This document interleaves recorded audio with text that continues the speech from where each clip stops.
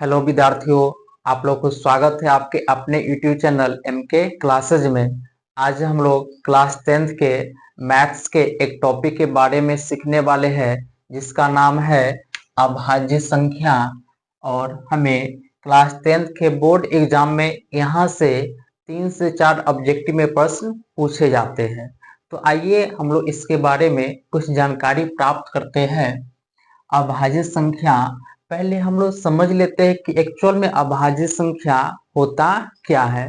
तो वैसी संख्याएं जो एक अथवा स्वयं के अलावा वैसी संख्याएं जो एक अथवा स्वयं के अलावा किसी अन्य संख्या से नहीं कटता है, वे संख्याएं अभाज्य संख्याएं कहलाती है।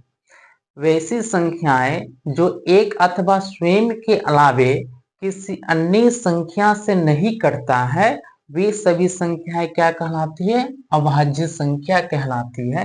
जैसे दो जो है या तो एक से कटेगा, नहीं तो स्वयं दो से कटेगा, इसके अतिरिक्त यह किसी अन्य संख्या से नहीं कटेगा। 3 हो गया, 5, 7, 11, 17, 19, 23, यह सभी संख्या ऐसी संख्या है जो या तो एक से कटने वाली है या स्वयं से कटने वाली है। इसके अलावे यह किसी दूसरी संख्या से कटने वाली नहीं है।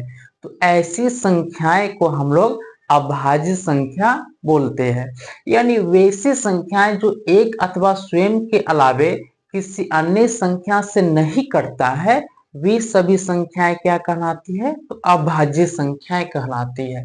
जैसे यहाँ पर कुछ अभाज्य संख्या का उदाहरण लिखा गया है। चलिए, इससे संबंधित और मुख्य बातें हम लोग देखते हैं।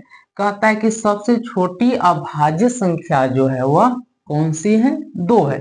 एग्जाम में पूछ दिया जाता है कि सबसे छोटी अभाज्य संख्या कौन सी है, तो वह 2 है। और एक और प्रश्न पूछा जाता है कि एकमात्र सम अभाज्य संख्या कौन सी है? यानी एकमात्र ऐसी कौन सी अभाज्य संख्या है जो सम संख्या भी है? तो यह भी जो है हमारा 2 ही है।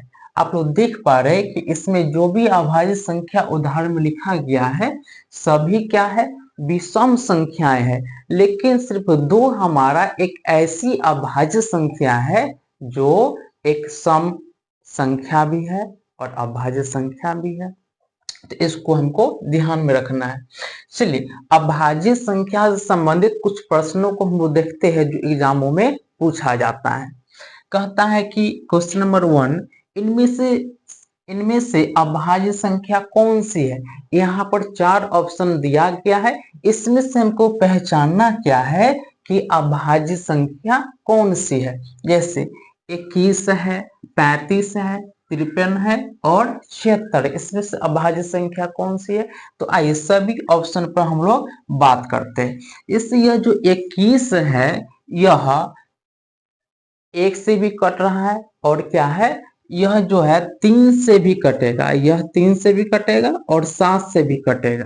लेकिन अभाज्य संख्या होता क्या, हम लोग अभी क्या सीखे हैं कि वैसी संख्याएं जो एक अथवा स्वयं के अलावे किसी अन्य संख्या से नहीं कटता है, वह हमको अभाज्य संख्या कहलाता है। लेकिन यहाँ पर 21 जो है यह 3 और 7 से भी कट रहा है, तो यह अभाज्य संख्या नहीं होगा। 135 की बात अगर करें तो यह 5 से भी क्या हो रही है? कट रही है। अंत में 5 है, इसका मतलब यह 5 से विभाजित होती है, तो यह भी संख्या अभाज्य संख्या नहीं होगी। नेक्स्ट है 53। 53 जो है वह किसके पहाड़ा में आती है या किससे कटती है? तो 53 या तो 1 से कटेगा, नहीं तो स्वयं से कटेगा। इसके अतिरिक्त 53 जो है किसी अन्य संख्या से कटने वाली नहीं है, तो यही हमारा क्या हो जाएगा? अभाज्य संख्या होगा। यानी इन ऑप्शनों में से जो अभाज्य संख्या होगा क्या होगा? 53 हो गया।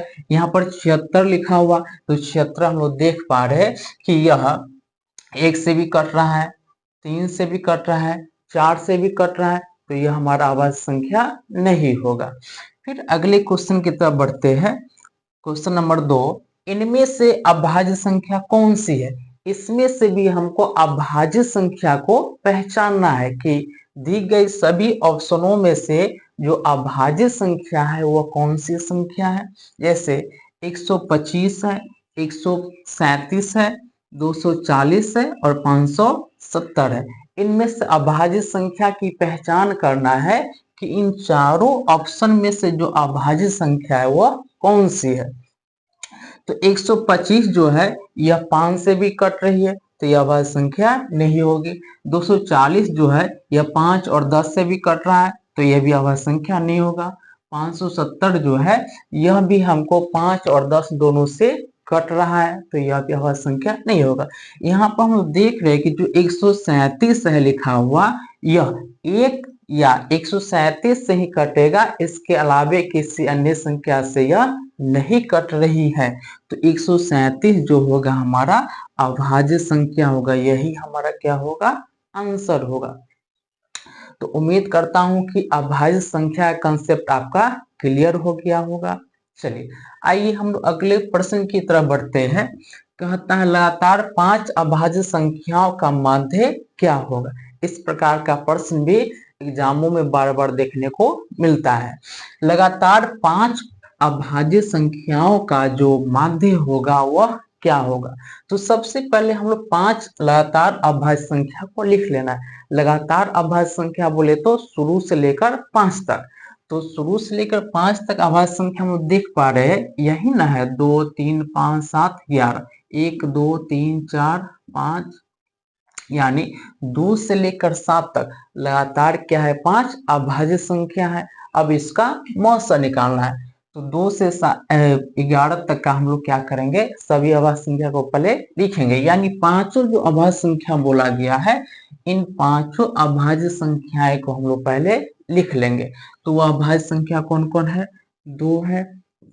चूंकि हम लोग जानते हैं माध्य निकालने के लिए क्या करते हैं, तो जितनी सारी संख्याएं दी गई होती है उन सभी संख्याओं के योगफल में संख्याओं की कुल संख्या से भाग देते हैं। तो हम लोग जोड़ का चिन्ह देकर लिखते चलेंगे, 2 जोड़ 3 जोड़, उसके बाद क्या है 5 जोड़ 7 जोड़ 11, 1 2 3 4 5 को अभाज्य संख्या हम लोग लिख लिए प्लस के रूप में।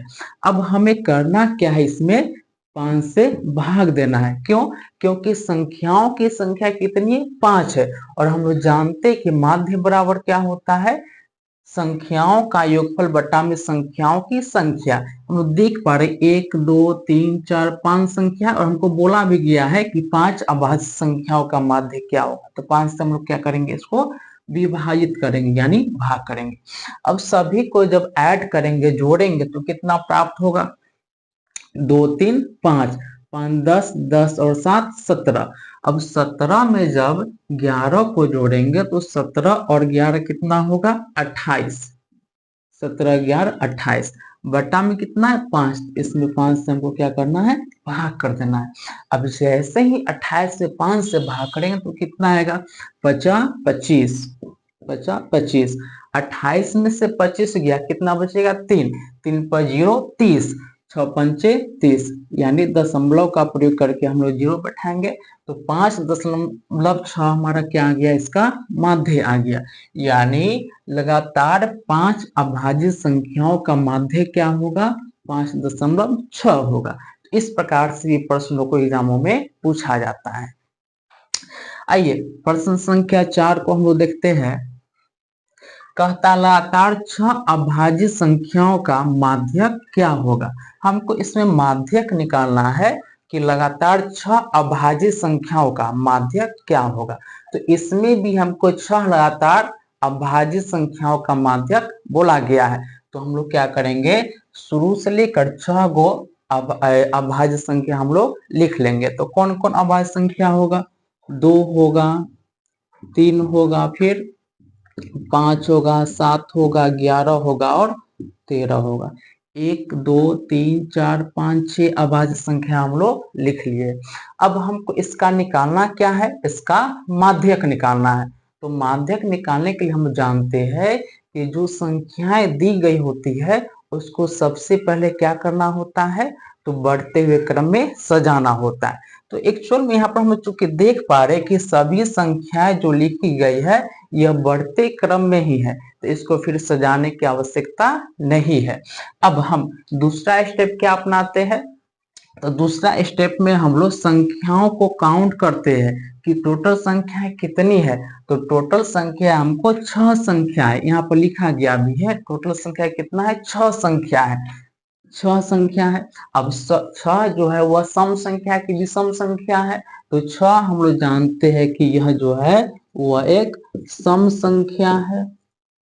और सम संख्या रहने पर हम लोग क्या करते हैं कि जो बीच की दो संख्याएं होती है, बीच की जो दो संख्याएं होती है दोनों को जोड़कर 2 से हम लोग भाग करते हैं, वही हमारा माध्यक प्राप्त होता है। तो यह दोनों को ऐड करें कितना कितना 5 और 7 को, 5 + 7 / 2 जोड़ेंगे 5 और 7 12, 12/2 काटेंगे एक बार में या 6 बार में बराबर 6, यानी इसका जो माध्यक होगा वह कितना होगा 6 होगा, यानी ऑप्शन नंबर बी हमारा आंसर होगा। तो उम्मीद करता हूं कि यह आपका कंसेप्ट अर्थात अभाज्य संख्या कंसेप्ट आपका क्लियर हो गया होगा। अगर आप लोग को यह वीडियो पसंद आया हो तो प्लीज वीडियो को लाइक, चैनल को सब्सक्राइब, कमेंट जरूर करें।